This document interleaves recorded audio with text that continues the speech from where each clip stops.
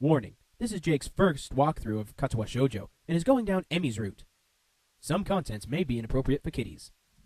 Previously on Katawa Shoujo. What are you doing down here, Hishio? Well, I came to see you, girl. What do you think? She look... Oh, we say the B word. Beautiful. She looks beautiful. Damn right. I'm Emmy Ibaruzaki, fastest thing on no legs. I give her a hug. Oh, so we go hug time. Okay, yeah, sure. And our story continues. Hey, everybody out there in YouTube land, Jake, the one-man band, is back again, bringing you entertainment in more ways than one.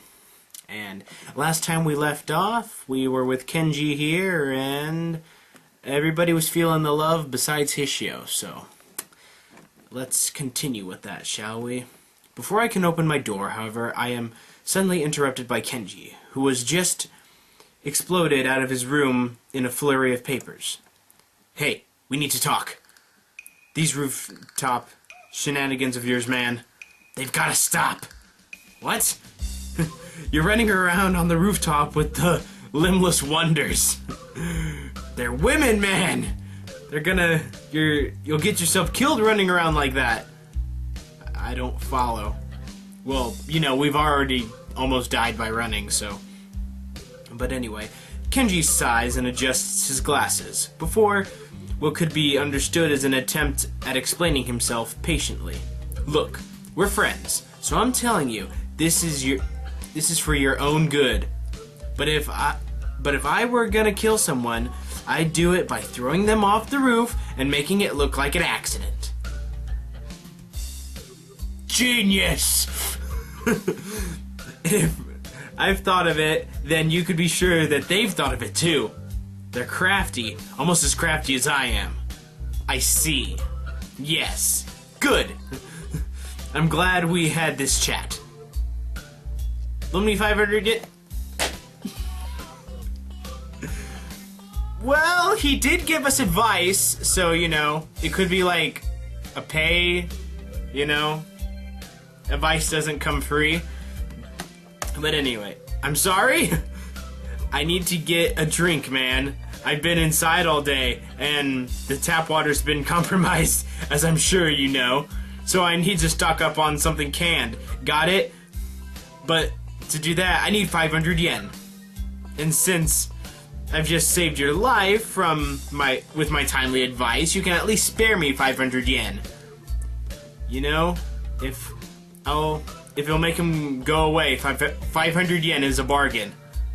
I hand the money over to Kenji, who nods and thanks and dashes off down the hallway, but not before he locks his door.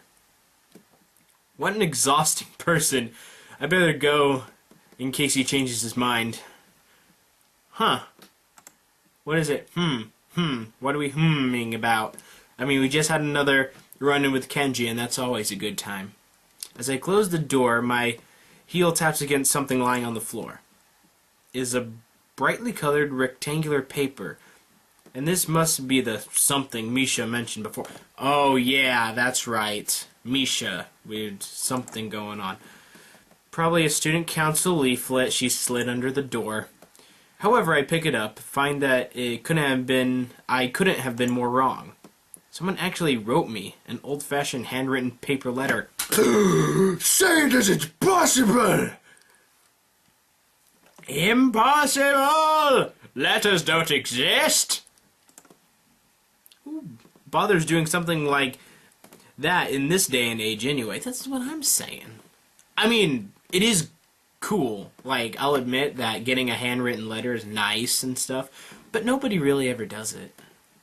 Yet, as unlikely as the prospect of receiving one sounds, this is definitely a letter I have in my hands. I was planning on finishing my homework, like a good boy, getting some dinner and going to bed in order to be ready for tomorrow morning's run. However, the letter has naturally caught my interest. I sit on my desk and examine it properly. So, what he's saying is he can't read the letter, do his homework, get some dinner, then go to bed.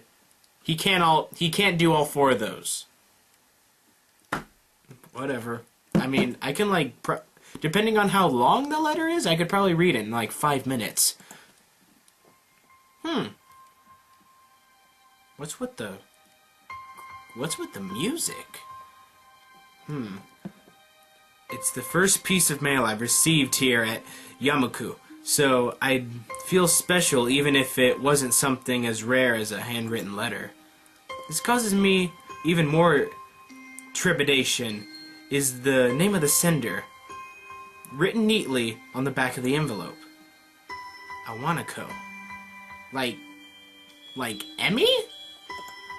I have no idea why she would write to me. I haven't been in contact with anyone from my... Oh, no. That's the other girl. I'm sorry.